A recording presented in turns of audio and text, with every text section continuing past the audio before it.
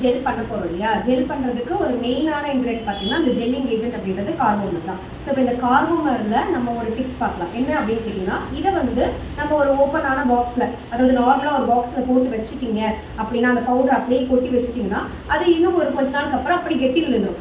அதுக்கு எக்ஸாம்பிள் பார்த்தீங்கன்னா, ஸோ இப்போ இந்த நார்மலாக இந்த மாதிரி கார்போமரை ஒரு பாக்ஸில் போட்டு வச்சுட்டிங்கன்னா இந்த மாதிரி கெட்டியாக ஆகிடும்.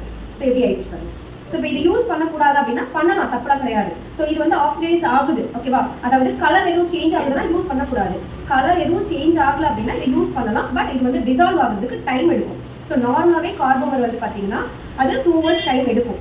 இப்போ இந்த மாதிரி கெட்டியானதை நீங்கள் வந்து அதை வாட்டரில் போட்டு டிசால்வ் பண்ணும்போது இன்னும் ஒரு 1 hour எக்ஸ்டெண்ட் ஆகும். ஸோ நம்மளுடைய ப்ராசஸிங்கில் டிலே ஆகும், அவ்வளோதான் டிஃப்ரெண்ட்டு.